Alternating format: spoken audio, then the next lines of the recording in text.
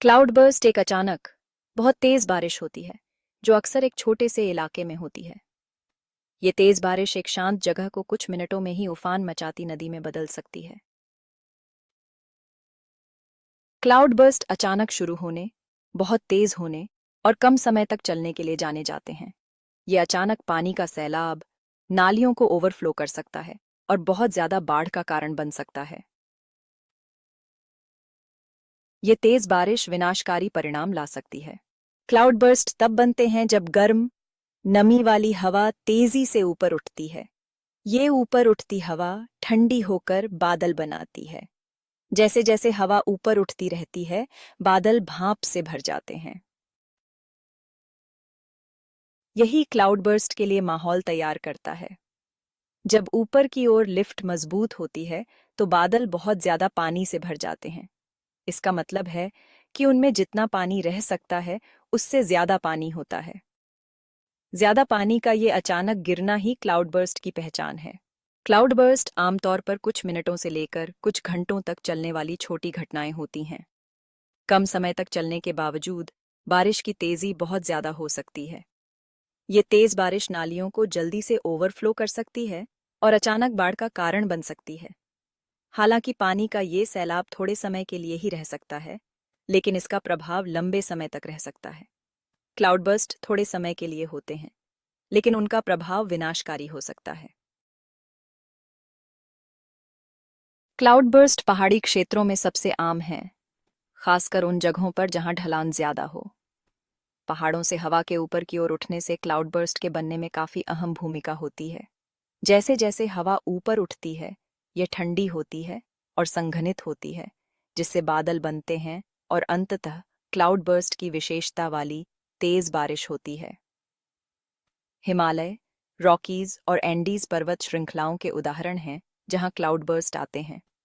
नम हवा और खड़ी जमीन के कारण इन क्षेत्रों में अक्सर तेज बारिश होती है। इन क्षेत्रों की बनावट क्लाउड बर्स्ट के बनने के लिए आदर्श स्थिति बनाती है।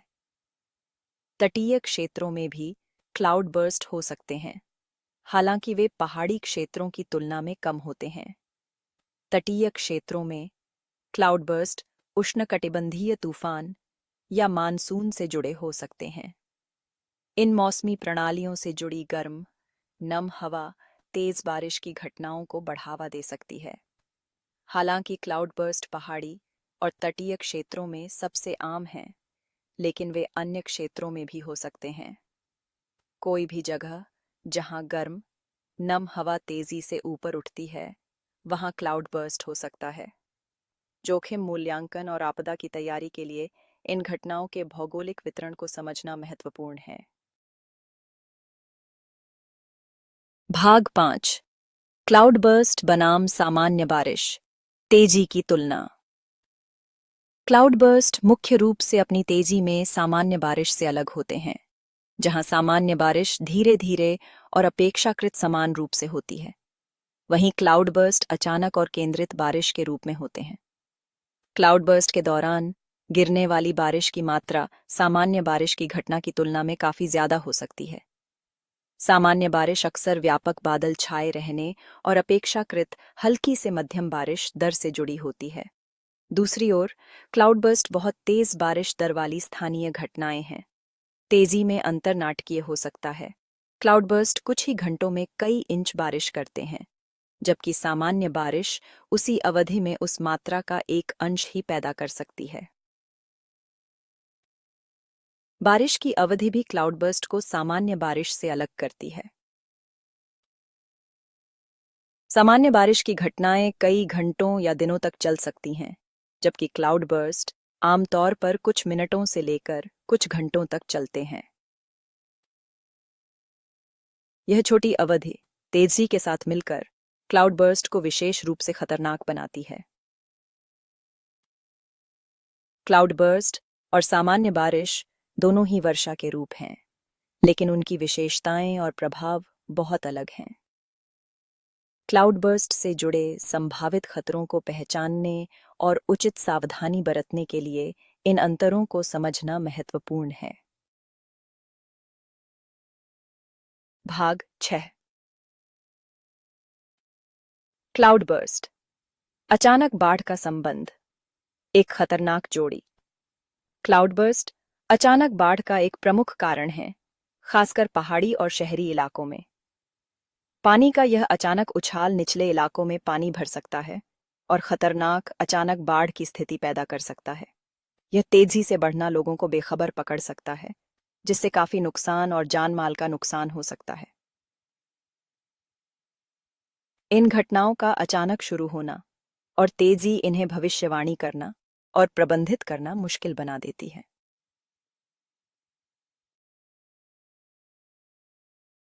भाग 7। पर्यावरणीय प्रभाव, कटाव, भूस्खलन और आवास विनाश। क्लाउडबर्स्ट का पर्यावरण पर काफी प्रभाव पड़ सकता है, जिसमें मिट्टी का कटाव, भूस्खलन और आवास विनाश शामिल हैं। तेज बारिश मिट्टी और वनस्पति को हटा सकती है, जिससे व्यापक कटाव और नदियों और नालों में गाद जमा हो सकता है। इससे पानी की गुणवत्ता और जलीय पारिस्थितिक तंत्र पर नकारात्मक प्रभाव पड़ सकता है। पहाड़ी क्षेत्रों में क्लाउडबर्स्ट भूस्खलन को ट्रिगर कर सकते हैं, जो घरों, बुनियादी ढांचे और कृषि भूमि को दबा सकते हैं। पानी का अचानक आना ढलानों को अस्थिर कर सकता है, जिससे विनाशकारी भूस्खलन हो सकता है जो पूरे समुदायों को तबाह कर सकता है। क्लाउडबर्स्ट के कारण होने वाला आवास विनाश महत्वपूर्ण हो सकता है। बाढ़ और कटाव वनस्पति को नष्ट कर सकते हैं और वन्यजीवों को विस्थापित कर सकते हैं, जिससे दीर्घकालिक पारिस्थितिक क्षति हो सकती है। पानी के प्रवाह और तलछट भार में अचानक परिवर्तन जलीय पारिस्थितिक तंत्र को भी बाधित कर सकता है और जलीय प्रजातियों के अस्तित्व को खतरे में डाल सकता है। क्लाउडबर्स्ट प्रकृति की एक शक्तिशाली शक्ति है, जो परिदृश्यों को फिर से आकार दे सकती है और लंबे समय तक चलने वाले पर्यावरणीय परिणाम दे सकती है। इन प्रभावों को समझना इन चरम मौसमी घटनाओं के प्रभावों को कम करने के लिए रणनीति विकसित करने के लिए महत्वपूर्ण है। भाग 8। हिमालय। क्लाउडबर्स्ट के लिए एक हॉटस्पॉट। हिमालय अपनी अनूठी भूगोल और जलवायु के कारण क्लाउडबर्स्ट के लिए विशेष रूप से प्रवण हैं। ऊंचे पहाड़ हवा को तेजी से ऊपर उठाने के लिए आदर्श स्थिति बनाते हैं, जिससे गर्म, नम हवा तेजी से ऊपर उठती है। यह ऊपर उठती हवा ठंडी होती है और संघनित होती है, जिससे बादल बनते हैं और अंततः क्लाउडबर्स्ट होते हैं। मानसून का मौसम, जो इस क्षेत्र में भारी बारिश लाता है, हिमालय में क्लाउडबर्स्ट के जोखिम को और बढ़ा देता है।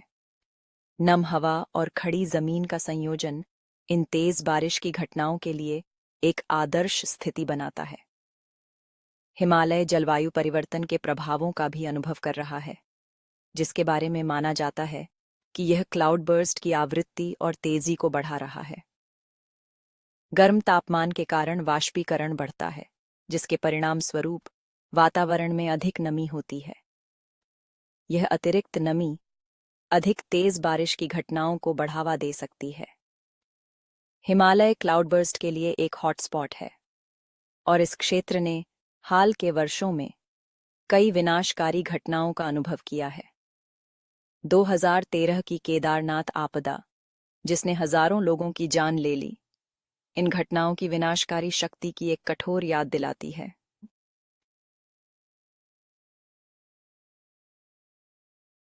भाग 9।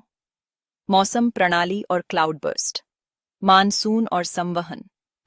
क्लाउडबर्स्ट अक्सर विशिष्ट मौसम प्रणालियों जैसे मानसून और संवहनी तूफान से जुड़े होते हैं।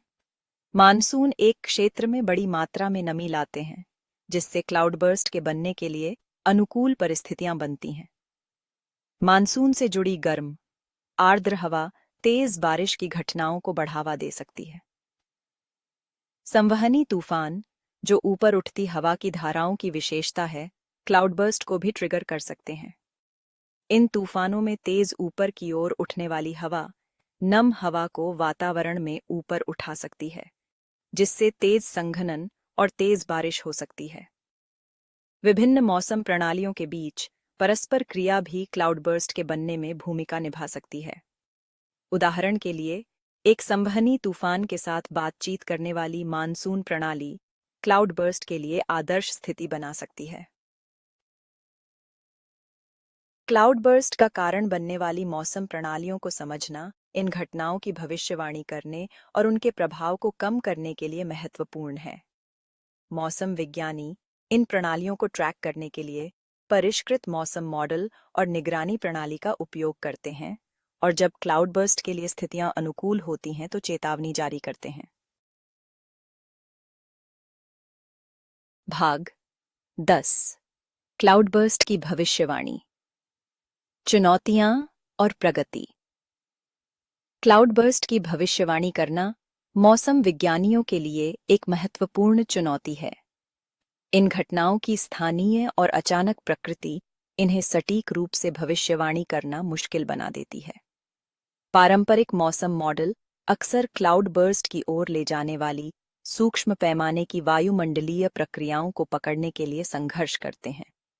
हालांकि मौसम रडार तकनीक और संख्यात्मक मौसम पूर्वानुमान मॉडल में प्रगति क्लाउडबर्स्ट की भविष्यवाणी करने की क्षमता में सुधार कर रही है। डॉपलर रडार बारिश की तेजी और वितरण के बारे में विस्तृत जानकारी प्रदान कर सकता है, जिससे मौसम विज्ञानियों को संभावित क्लाउडबर्स्ट घटनाओं की पहचान करने में मदद मिलती है। उच्च रिजोल्यूशन। संख्यात्मक मौसम पूर्वानुमान मॉडल भी तेजी से परिष्कृत होते जा रहे हैं, जिससे क्लाउडबर्स्ट की ओर ले जाने वाली वायुमंडलीय स्थितियों के बेहतर अनुकरण की अनुमति मिलती है। ये मॉडल इन घटनाओं की संभावना और संभावित तेजी के बारे में बहुमूल्य अंतर्दृष्टि प्रदान कर सकते हैं।